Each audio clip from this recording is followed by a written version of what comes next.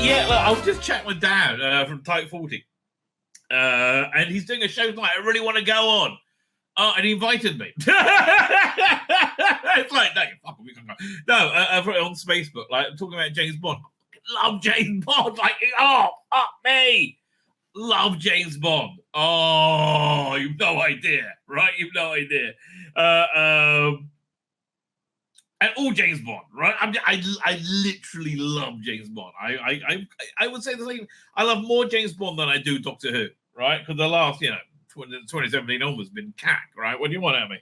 Finally, I was just watching my intro in Troughton, right? The glorious black and white, gold, silver, semitones. Oh, and it was saying, and it was a show that really had this incredible British uniqueness, right? Something that was like so, and it's so, how can I put it, mutable.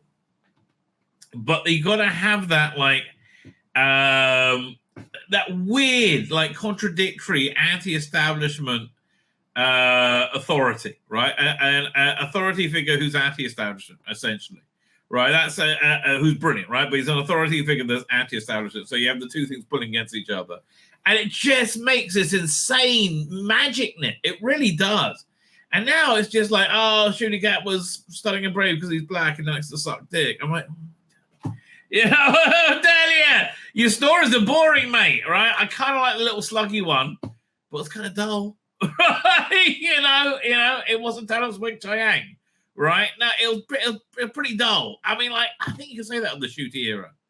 Pretty dull. You have Space Babies, right? Oh, fuck me, so loud. Fucking Murray Gold. Let's crack it to 11. Oh, fuck off. And it's not that good. You see, here's the thing. Their brains are telling them it's that good because he's black and gay, right? And that's the other thing that goes through the idiot mind, right? Their brains say, he's black and gay. It must be brilliant, right? But what they're actually saying is shit, right? And so they go, so like Murray Gold, he's doing the music, well, let's pump it up to 11. Bum-ba-dum-da-da-da. Like, it's like, and that's what the script's like. Anyway. And speaking of side, and I kind of liked Church and Ruby Ode, and in retrospect, I think because the Doctor wasn't in most of it, right? And that he wasn't in it long enough to get on my tits, right? And I was interested in this new direction it was going in. So don't say, oh no, you were anti-Shooty when you walked in. No. I quite like Church and Ruby Road. And there you go, look, this is why I make a channel. You go and look back at my stuff, right? But they're Space Babies, and after all the cat we had with, like, walking down for us, and like, oh, Russell being the worst ever. Hey, here, I'm Dave. Oh, fuck off.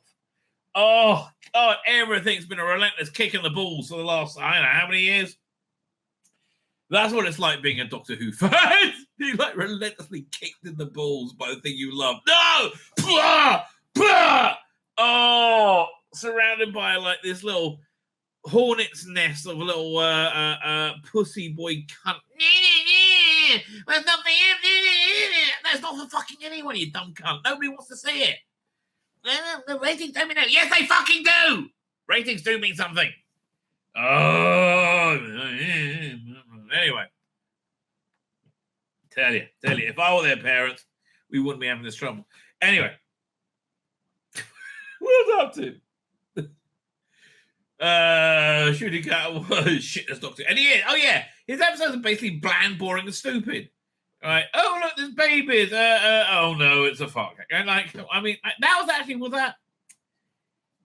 I think that could have worked without the snot monster, without the, political winking the camera, and with Shooty Cat being somebody better. I think with a better actor, probably that might have worked out. Right? And it could have been like fun in the same way Anus London was. But instead it was just like in your face, loud, to cover over the cracks that Shooty Cat is shit. And then what's the next one? Boom. Yeah. Oh, look, we got the incredibly expensive set we're doing on. It looks like you're doing it in the Broom Club. I'm sorry.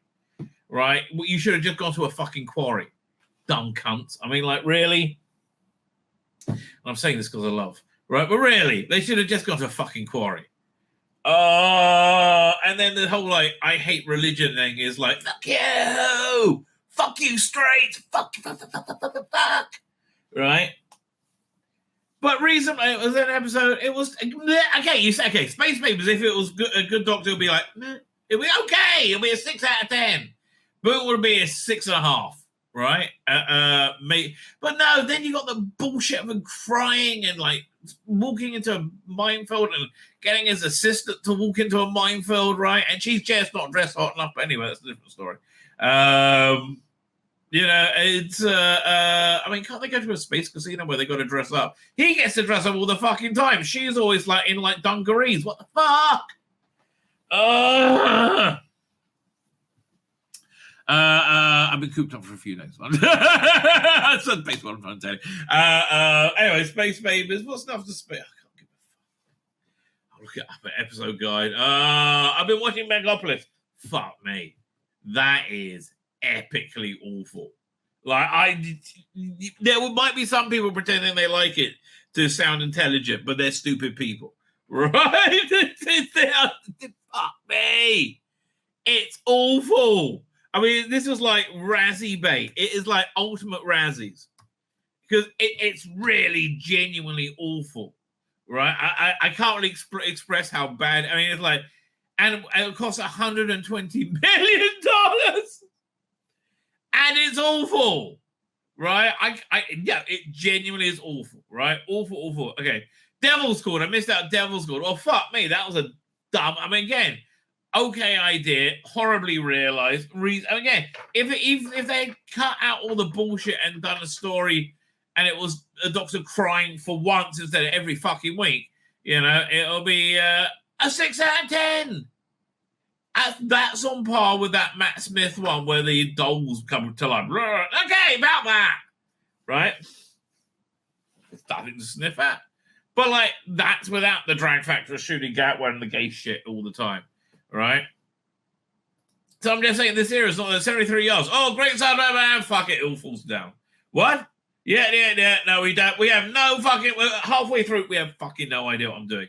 None whatsoever. We'll just say it's a mystery. Oh, I know what's going on, but do you? No, you don't fucking... If you do know, you're a dumb cunt for not telling us. Fuck off, Russell. Dot and Bubble. Not bad. Half an episode, and then it goes like, oh, white people bad. Rogue. Oh, yeah. Let me want to fuck this guy in the mouth. Yes. Less like every... there's that you can vibe you get from every doctor. That's a one-track story. I want to fuck this guy in the mouth, right? That's really it.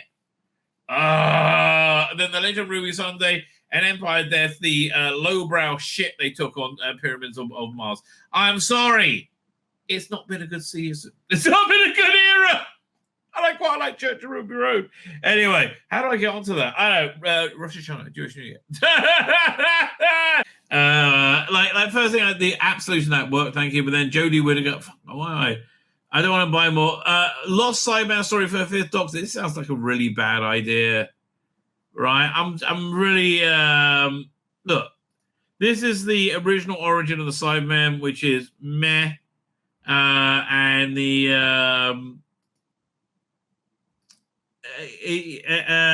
meh. I would say Spare Parts is massively better, right? Not even close. It's a bad idea, right? It's a bad idea. You will become like us. Jerry Davis's Plasty, origin of the iconic villain, becomes a full cast origin. Peter David stars in Genocide and due for release in 2025. This is from the 20th anniversary special, I believe. It was like written up there. Big when it's acclaimed range of the Lost Stories, it's not that acclaimed anymore. It's really the Lost Steam Stories is what I would call it. Like it's long since past its prime. Oh my god! Right? Death World, it's skippable. I didn't bother with Operation Wheel. Maybe good. Ark, no, that's the original version of Ark in Space without Robert Owens. No, thank you. I heard that with. Return of the Sidemen, right? Return of the Sidemen is Revenge of the Sidemen without Robert Holmes. It's awful. Table reading on Dalek, Doctor Who, Dalek Genesis, fuck off. No, I want Robert Holmes involved. Thank you very much. Minor Hojack, unlistenably bad. Oh god, it's awful. Nightmare County was actually not bad. I have to tell you. Of the last few, like Ultimate Evil that Ian Levine is now making into an AI version. I look, much of season 20 feels meh. Mega was okay. It was like a standard third Doctor story. Laws of Red Planet, boring. Queen of Time, boring. Dark Planet, boring. The Rosemary is boring. Master of Lux is boring. There's a reason why these weren't made, right? Now, I don't really remember the first Sontarans or Power Play. Guardian of Prophecy is okay. This is back when it was actually quite good, the range, right? But I think it just kind of fell apart.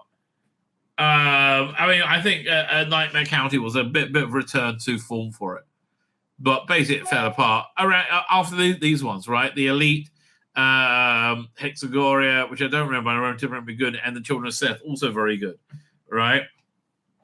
I wish the alternate season was it 26, 27. Right? I wish the season 27 that didn't happen.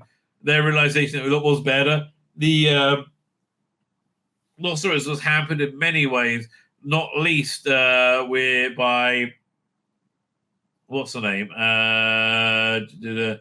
Beth Chalmers being cast as the companion just wasn't the right casting. I'm sorry. Right? That needed a Sophia Miles, right? Definitely you say it's going on. Now there's a series I would like to see made, even as a strong female character. I don't know what that is. Well, Harriet Harrison was a great writer. I agree with you there. Harriet Harrison was great in many ways. I would say. Anyway, it's kind of like these are more like curios. They're boring, but they're like curios, and I got bored with them being curious. Like Rosemary's was boring. Oh,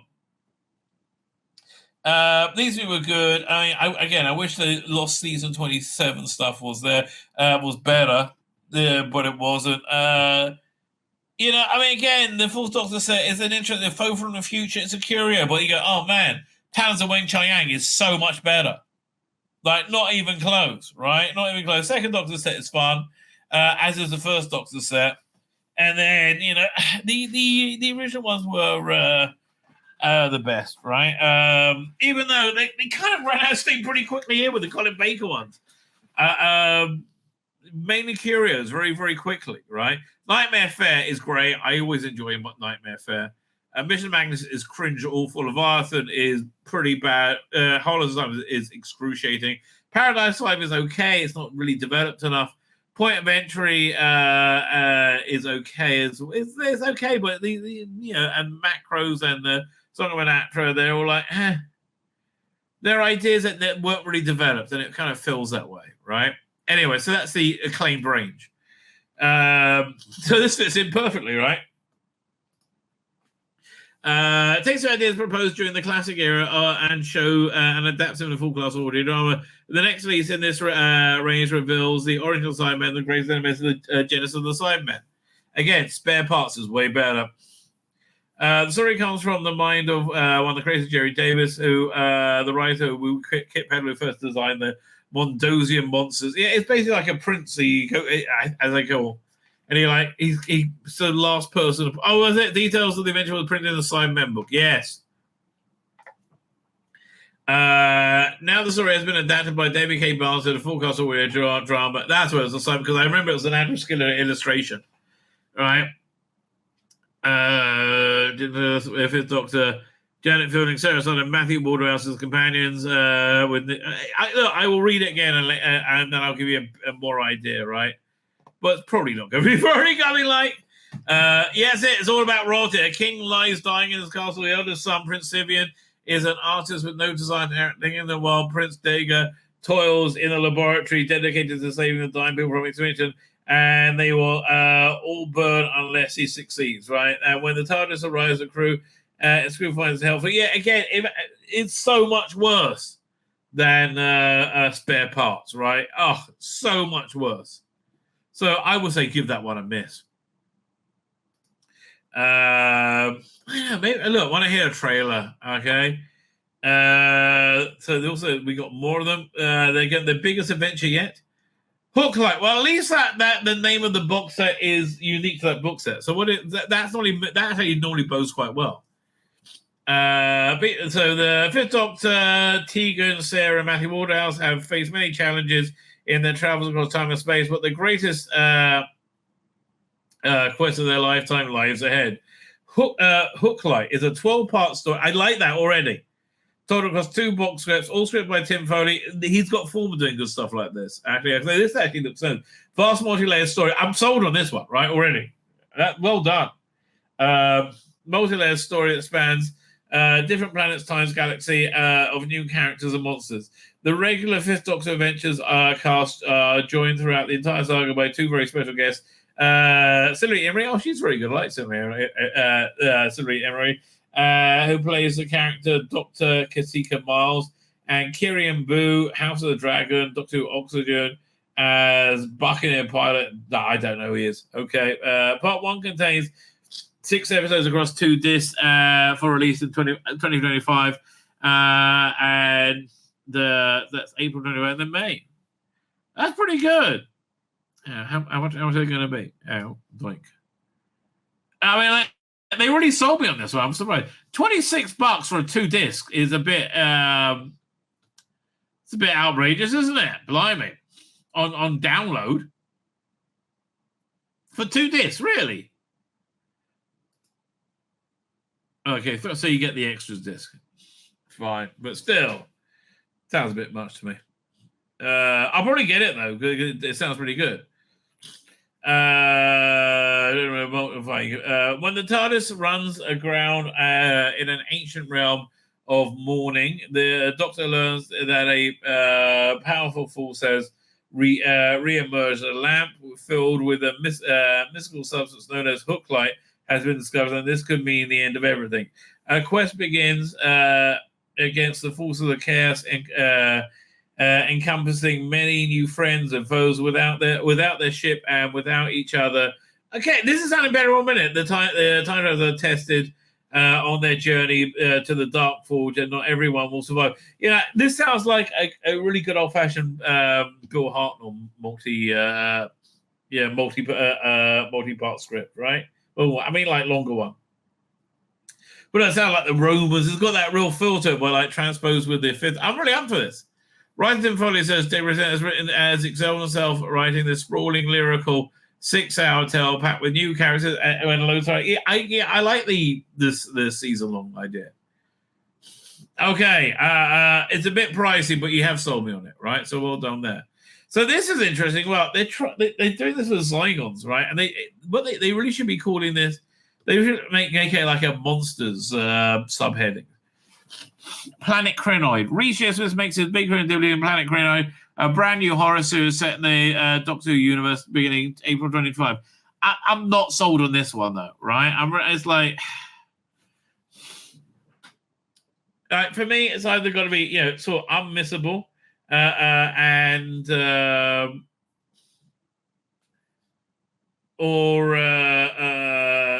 I'm with like some like big plot thing, or it's got to be like very very good, right?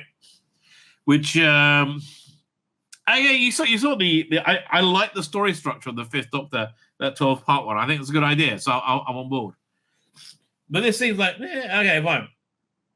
On a planet Crinoid seed lands, all animal life is doomed, but this carnivorous plant first appeared in 1976 Doctor Who story Seed of Death. Great story. And in which the Doctor saved Earth from a Crinoid infestation, but not all worlds are so lucky. Well, yeah, I mean, that makes sense. Okay, it must be someone they survived, right? In Planet Crinoid Nightfall, the first box set, a new audio drama series, is a 3-hour disaster adventure, which we does tackle the sea pod infecting a seemingly utopian planet of sunlight. Before long, the sunlight has become a nightmare. Okay, I don't know. I mean, look, in better days when money was easier and Big Finish weren't so woke, maybe, right? Anyway, leading the fight back is Governor Robert Hogan, played by British horror icon Reece Shearsmith. Hit making his Big Finish debut. I mean, like, I wouldn't call Reece Shearsmith a horror icon. I mean, it's not, I like him, but I wouldn't call him like a horror icon. I mean, I don't know. Shearsmith said, I know actors on Big Finish rosters. David Warner was a great friend, and he used to love doing them and would tell me about them. Why haven't you done one? I mean, yeah. No, David Warner, that's a horror icon. So I was thrilled to be asked to be in this one. It's a really huge drama. It really feels like Problem 99% dementia. Things just get worse and worse. I mean, it does seem like they're all going to die horribly. No, it's okay. I mean, I quite like that 2018 Judge Dredd universe one where it's all about the fall of Death World, right? The world where Judge Death comes from, right? And you slowly see the world completely ending. That's a good little story. I do like those books. Great art as well. Last category includes Zena Bonus and Bryn Foster, Melanie, whoever, and Impoverished Heart Family, Sarah White, Ian Cunningham, and Nye Okamore. The second episode of the box set includes guest appearance from Ace Doctor Paul McGann, but with the I don't like that in the Doctor Who universe. I don't like it at all. Well, the criminal sentence accessing across, unless he's playing the Doctor, across the planet, no one is safe, not even the Doctor. Oh, he's playing the Doctor. I guess that's how they're getting you in. I mean, there's good writers, right? Fine. So, what else is coming out that month is the question. When is this? April 2025. So it looks like they got their pack in that month quite a bit, right? So not getting Cyrus of Time. Piss off. No. Yeah, nothing happened this month. We should really talk about Doctor and Karnacki. Like, I like their Karnacki book on tape. That's excellent. I think I'm going to give the War Master Future Phantoms a miss. I'll look into it, right? If it looks good, we'll get it. Once the Future I cancelled, thank God. This I want to get. Doctor Who invented the Curse of Time. That looks good.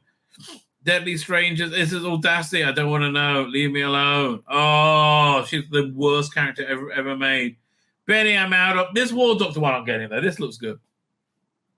I know. So it's got a good cover. It looks like it's got the spider Daleks in it. Oh, yeah, you're making a Rabbi happy there. I'm going to get this first Doctor one. Although, again, see, look, this is another of the monster series they're doing. Zygon Sentry Infiltration. I don't think so. I mean, it's like they're a nice idea, but you need to be in better times, right?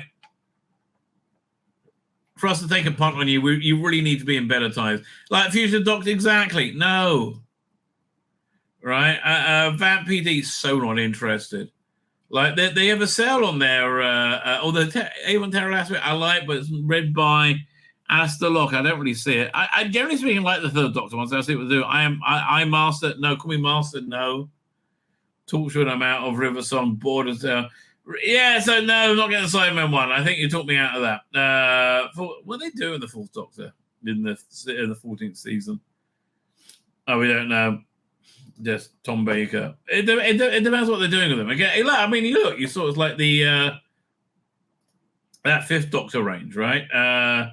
Yeah, I really think I'm gonna get hooked. Like that looks really good. Dark Gallifrey, I don't know. Kind of like got bored with it. It's just a bit pricey, I have to say. But and then you got, I found the sixth Doctor eventually to be kind of like excruciating for a while now. Do we know anything about Dark Gallifrey? Man, they slowed down the release of this, haven't they? Man, not telling anybody anything. They really slowed. This must have like tanked, right? Big time. Seventh Doctor, it's been a long time since I did anything interesting, but I was interested with that range. It's June. So we'll have to wait and see. 30th Doctor, go away. And they keep putting Human Frontier back to, second Doctor range I'll probably get, even though the last one wasn't very good. Yeah, what's that one? No.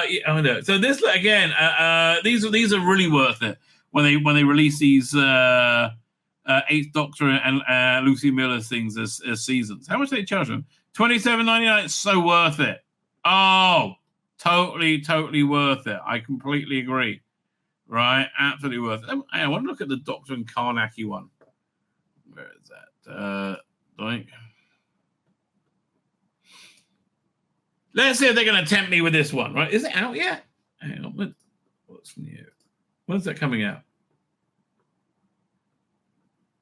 Look what happened to the Jerry Anderson universe. They screwed those over, didn't they? I still say it was Earthbound. Earthbound, the Space 99 release that just destroyed that. Right? Oh, so this is coming out in November. So let's have a look. Again, what's his name? Dan Starkey reading Karney. Excellent. I like that a lot. The Sylvester McCoy and Dan Starkey star in a brand new Seventh Doctor Adventures box set as the Time Lord Victorian detectives team up to hunt ghosts. Well, they weren't ghosts in 2024. Ghost finder Thomas Karney deals with the uncanny mysteries that defy explanation, but throughout his life, a stranger keeps appearing.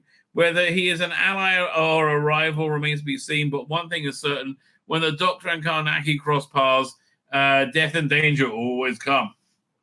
Karney, created by writer William Hope Hobson in 2010, a cult detective, Sherlock Holmes of the supernatural. Again, it's much closer to the tone of like P.G. Wodehouse. Like it feels more like a straight, serious Jeeves and Wooster, right? The natural, all the original. He tells assembled friends about hauntings he's investigated and horrors he's encountered. Now, 2012, the identity of Karney's friends can be revealed. One of the friends can be revealed. The Doctor in an upcoming box set. Okay, that's kind of cool because each of the story is he's like regaling his friends with his adventures. So one of those is the Seventh McCoy's Doctor. Okay, I like that. So full cast at various points of Karney actually teams up with the Doctor to investigate mysteries. Yeah, you are tempting me with this, I have to tell you. $18.99 download. That doesn't sound so bad. So the first and second story of the 3 episodes, young Karney played by what? I only get young Karney? Why can't I get older Karney played by Dan Starkey? All right.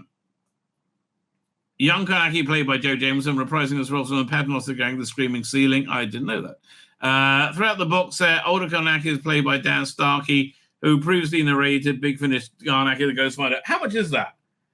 I just for a great book on tape, right? This is really worth it. 1960, it's a little bit pricey, but man, it's a lot of entertainment there. But there's a free one you can get as well. That gives you one story. It's really good, right? I found excellent. So it's available pre-order. So you get the first story is A.K. Benedict. 1897, young Karney investigates a case of Edmere Manor, where skeletons of tourists are left on the shore of a lake. Karney must discard everything he knows, and he discovers that his state hermit is a Doctor, and that time is being manipulated by an unseen force. The Doctor and Karney must work together on a mystery of the Edgemere Manor to be solved, the house saved, and this has just sold me, right? So next, really, I'll tell you what sold me. I could imagine this on TV doing like a mini season, or so. I guess having this like umbrella theme, if Doctor Who was very successful, right? But I can imagine his era producing this, right? Not his era TV producing this, which makes me interested. The House by Georgia Cook, maybe pushing me off now. I was awoken. If it's Georgia Cook, it's going to be woke as fuck. Awoken in the dead of night to assist his distraught friend, Arkwright. Karney. Does this anything to do with Luther Arkwright? Wait, who is Georgia Cook?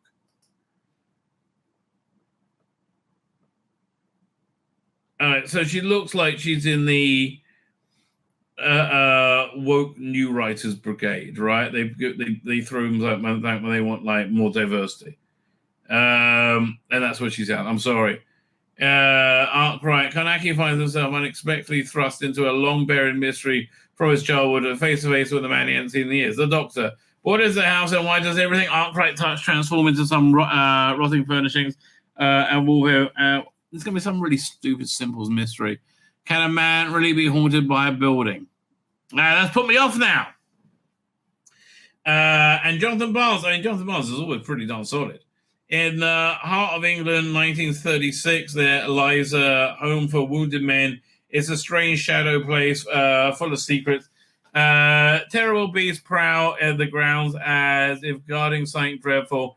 Inmates are disappearing, picked off one by one by a singular resident. A certain now retired ghost finder bravely staves off all the dark. Yeah, that sounds pretty good though. Yet tonight's that is tonight the night for when it's all going to end. For the night is where the doctor comes to go. I mean, man, they really put me off with Georgia Cook. Matt Fitter and Seven Doctor leans himself to spooky. I mean, he does that spooky story. That's why this sounds pretty interesting. I like they're trying to win me over, right? We had 3 stories written by writers of perchance of the horror. It's been great to bring them together and have 2 characters bounce each other all the way through Karnacker's life and career. That does interest me. Writer Georgia Cook added, oh, fuck me, please don't say anything stupid. Please don't say anything stupid. Please don't say anything stupid. It was really good fun developing Karnacki. We have a good sense of him as an adult, and we get bits of him as a child throughout the original stories, but we never really meet him specifically as a younger man. So, let's reinvent. Okay, so it was interesting developing who he might have been into who he is now, and the insecurities that might have had starting out. Look, I don't think you're smart, Georgia, to really do this. Meeting the impossible and the supernatural for the first time, and things might get still carry him with him to this day. I don't know. I'm torn because it's a good idea. 24. I think I might be, even with the drag factor of Georgia Cook, I might well be sold on this, right? I might well be sold. 10 important Doctor Who questions no one can answer. Well, I can. Yeah, I think that's quite a good idea. Having a question they can't answer, right? It adds. Not they can't answer, but it adds mystery without it being. It adds mystery without like it chopping up canon and go and like contradicting itself. I think, right? Let's find out. Like Mark Donaldson, I've read this up quite a bit on this website on What Culture, and he's a bit woke. Certainly, he likes the wokeness, but his knowledge of Doctor Who, I think, is normally quite good, right? Compared to these mind-boggling questions, answering Doctor Who is a walking out. Doctor Who, I love that bit from the Matt Smith here. Ray. There are many reasons to envy people who are coming to Doctor Who for the first time. No. Oh, God, I feel terrible for anybody coming for the Doctor Who for the first time. Twitter user Gigi reminded us that how brilliant Stephen Moffat and Matt Smith era was. Yeah, it'll be good coming to Doctor Who the first time when it was good, not when it was like just gay shit, which I would, yeah, that's how I would do gay shit. Queer shit. No, not gay shit. Queer shit. Gay people are normal. So if you're gay, I apologize. I didn't mean to tar you with a brush of queer. That was a slip of the tongue. If only we could go back to simpler times. Well, yeah, we could do. All we had to do is stop being fucking crazy and admit you're wrong, right? We could go back to simpler times when we all had to keep track of how many doctors there were and decide in the show's 6-year history would be a good place to start watching. Well, definitely be not after Peter Capaldi, because once you're probably into Doctor, you start asking yourself much bigger questions. Right, let's see what the question is. Why do you have a picture from Autumn 55, perhaps one of the worst episodes of Doctor Who of all time? Can Time Lords regenerate into animals or aliens? Well, that's actually a pretty good question, because we've never seen them do that before, and it was kind of a big deal when a male Time Lord regenerated into a female Time Lord, right? It was like that was only at the end of the Moffat years, right? And animals, okay, why can't the Doctor, like, why is he always English? And also, most of the supporting, like, why is all of Gallifrey English? Who gives a shit? It's because it's made in England and it's an English show, right? Could he regenerate into animals at 80? I guess it'll be a stupid idea. So the answer is no. To be honest, regeneration can take up all 10 entries in the list. Well, only if you count by generation. What a piece of shit that was. All 10 entries in this list. How does it sometimes change clothes? Well, again, the by generation makes no sense, and the David Tennant Doctor made no sense. David Tennant 2, his clothes regenerate. That was just stupid, right? Bad creative decision. How can the Doctor and Romana choose their faces? Well, we kind of talked about that a lot. The idea was, as I understand it, that the more adept you are at regeneration, the more easier it is, right? And the Doctor really isn't, and that's why it's always a bit of a bit of a lucky dip, isn't it? Is that how Peter Davison describes it, right, in Castrovalva? It's a problem with regeneration. You never. What's it? Let me see if I can find that clip. Doink, doink. Yeah. Gotta find Castrovalva now. Doink. Doctor Who. That is Fifth Doctor. No, at least I know it's Castrovalva episode 1, right? That should be easy enough to find. Doink. Oh, so it doesn't play that codec. That's annoying. Let's try this then. Do I have another version of it? Oh, it's really annoying. Okay, I guess not then. Yeah, no, I'm not going to convert it for show that little clip, right? But most present of all, can Time Lords only regenerate into British character actors? Yes. That's mainly what we've seen, but there have been some hints of Doctor Who throughout history otherwise. For example, just before the regeneration, the Ninth Doctor speculated he could grow another head. Yeah, I know, that was just cute writing, right? He's not going to do that, right? Have you ever seen Hitchhiker's Guide to the Galaxy? Save for Beta Box, look bad in that. I am sorry. I mean, not the movie version, the TV version. And they were so proud of that fake plastic head, that animatronic head. Could the regenerated Ninth Doctor speculate he can grow another head? The 11th Doctor also checked to see if he had a full set of human anatomy at the in the end of time. Again, it's just being cutesy. And then, of course, there's the Destiny of the Daleks, in which Destiny of the Regeneration, a small blue alien, and the 8-foot goddess. But that's kind of heavily intimated as one regeneration.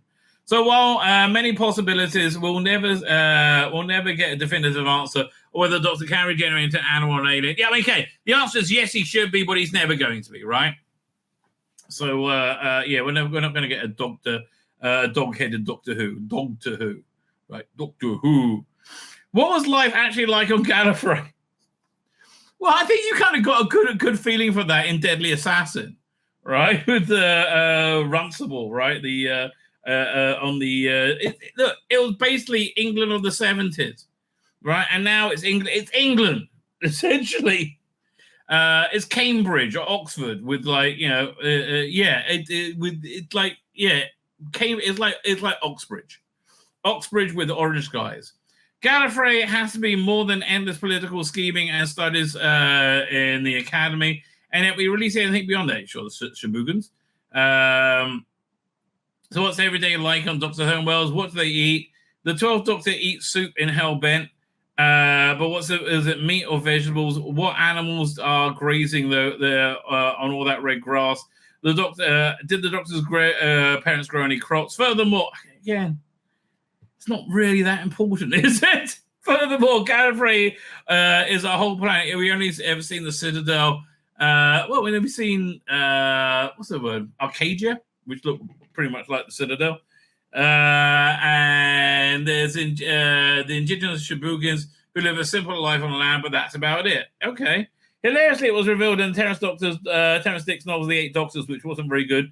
The Shabugans ran a pub underneath the Gallifreyan capital, but sadly, we've never seen the Doctor visit Shabugan Weatherspoons on the televised Doctor Who, and we're not likely to see Ncuti Gatwa hit the dance on Gallifrey's Hottest nightclub. I mean, honestly, I find that stuff quite interesting.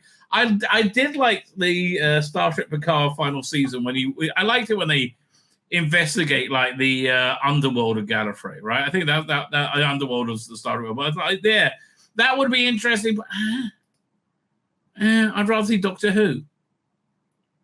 What happened to the Foals? Makes no sense. What like are they on the same planet? Do they live on Skaro? I don't get it. Like, are they still wearing their same like robes underneath these spacesuits? What like are the Daleks going to share Skaro? No, I don't think so.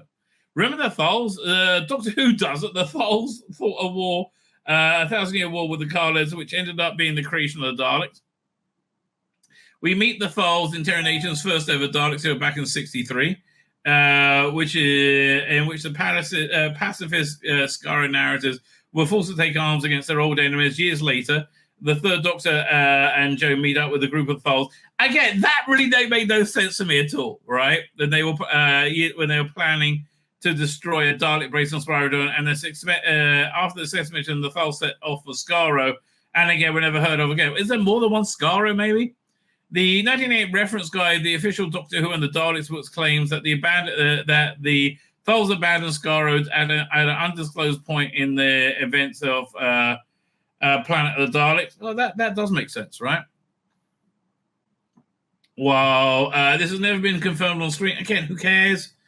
Terry Nason's involvement in the writing of this book does lead a degree of canosity, right? However, later spin-off media suggests that souls are living on Skaro at the time of the Magician's Apprentice, even if Dr. Davros and the Daleks are blissfully unaware of the fact. How would they be unaware of it? And again, leave the spin-off media alone, right? I get the people. I've been accused of being a paedophile many times over because of a out-of-print short story with Victoria, which puts her age at 14 or something, right? So with the files, again, who cares? How does everything stay relative? Well, what do you mean? Right? At least 17 incarnations of the Doctor are flying around the vortex. Why don't they bump into each other more often? Well, A, it'll be boring.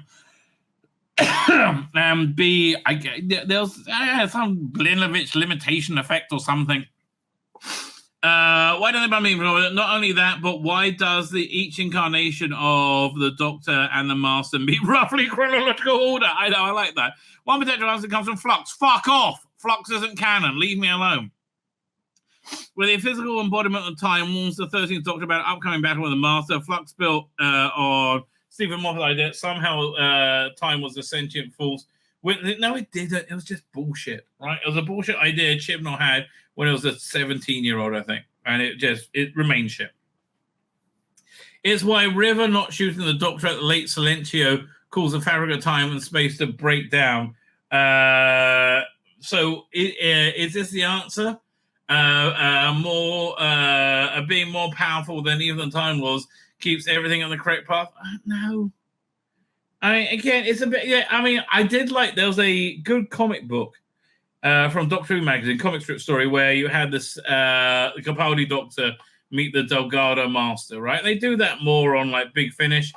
But, okay, the reason why the Master always changes with the Doctor, because the Master is supposed to be a dark reflection of the Doctor, right? A black mirror of the Doctor, right? And as the Doctor changes, the Master changes. Or is it the TARDIS itself? We know the Doctor with TARDIS is self-aware, sort of. So perhaps it knows to keep the Doctor from crossing his own timeline streets. Again, a possibility. Like a car parking. I mean, yeah. Look. My wife's has got a full EV, right? And it does take control, but it won't let you crash into things. It's kind of crazy the stuff it does. The TARDIS could also be synced to. Oh, just fuck off. This is stuff you talk about with other fans when you're high, and it doesn't matter, right? What side did other villains take in the Time War? Yeah. So who got there? We got The Daleks are primarily antagonists in Time War, but again, they dealt with this a lot in on Big Finish. They had some Tars wanted to come in, but it was just the Daleks. Like the Daleks will have racial purity. They didn't want anybody else involved. They would have alliances, maybe. We know that the Gatwa nesting consciousness were both affected by the devastation of the Time War, losing their homes and food sources. We also know that the aliens didn't take, which aliens didn't take part. The Sontaran strategy and general style reveals the Potato Warriors were barred from becoming involved. Yeah, they had a whole box set about that. It was quite good. With William Hurt, I believe. John Hurt, not William Hurt. On a few occasions we've seen the Time War on screen, the Dalek sources over Gallifrey and the soldiers fighting in the ruins of Arcadia, but the warring parties have their allies, right? Well, that's what Susan's War's really about. After all, it wasn't solely British or Americans who beat Hitler in Second World War. So which alien races... Again, this is fun, interesting stuff for fan fiction, all right? Or spin-off media. I don't know. Where Gallifrey envoys sent to negotiate alliances and non-aggression pacts with mechanoids and Cybermen. Well, I can see it working with mechanoids, not Cybermen. The Daleks extort and enslave benevolent races like the Censorites, probably. You might think it was most species would side with the Time Lords, but Night Doctor, no. The whole point was they made the Time Lords be as evil as the Daleks, right? Which I quite like. How exactly did the TARDIS explode? Oh, okay. What happened? How did it explode? I can't remember now. Hopefully, this will remind me. The cliffhanger to Pandora opens was utterly thrilling, but one moment gets by on vibes alone. A lot of Matt Smith's second season gets away on vibes alone, right? A lot of his second season. Going into the Series 5 finale, we knew that the TARDIS explodes and creates cracks in time that have been pursuing the Doctor and Amy. Wasn't it exploded by the Silence? It was attacked by the Silence or something. I kind of remember that. She tries to land the TARDIS safely and abandon it because without anyone inside, the TARDIS engines will power down. No running engines, no explosion, but of course River ends up trapped inside the TARDIS, and the TARDIS explodes and stars go out and cue the titles. Well, yeah, but then everything rebooted and regenerated, and they rebooted the universe, right? So when future episodes confirm that the Kavorian chapter who blew up the it was the Kavorian chapter, fine, blew up the TARDIS. This particularly saying that it was seemingly tied up. Yes, okay, fine, I thought it was, but it's just that nobody, not even Stephen Moffat, thought to reveal how it's done because it doesn't matter. And again, how does that matter to compelling storytelling? I don't think that matters. I really don't think it matters at all. So as I said, did they blow? Okay. It's okay. These are really dumb questions. I hate to. They really are. John Jordan is there. Doing John. Thank you for joining us. And Chris Godwin is there. How you doing? Thank you. And Neville. We're late again, but we're always happy to see you, Neville. How did she blow up the Silence blow up the TARDIS? Who cares? I'm just annoyed by the question, frankly.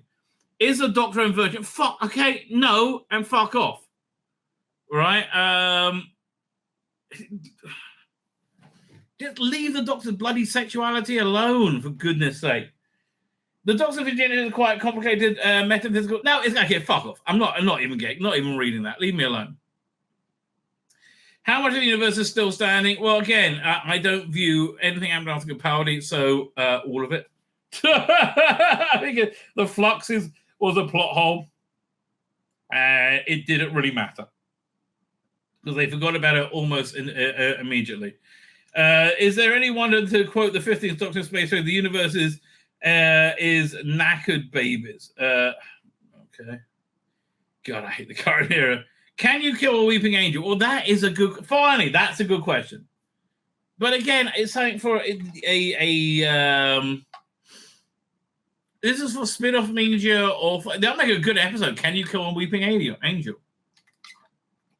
Like, the Doctor is forced to assassinate an angel, and they goes on a mission to find him, or something like that, right? Or more, who were the angels?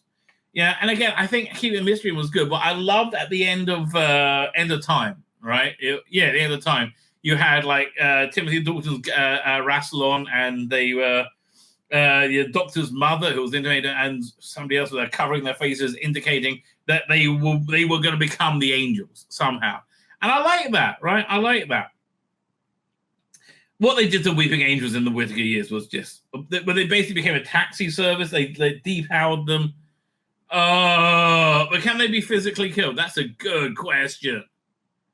Right? And again, I think there's a lot of fun to be looked at with delving into the Weeping Angels, right? I really do. Where are the Doctors? Oh, fuck off. Again, this is so far astray of the remit of Doctor Who. I think it's just kind of stupid, quite frankly. My name's Tzvi Lebetkin, the Rabbi from another planet. Please like, share, and subscribe, and ring that little bell. Ring the little bell so you're notified when new videos drop.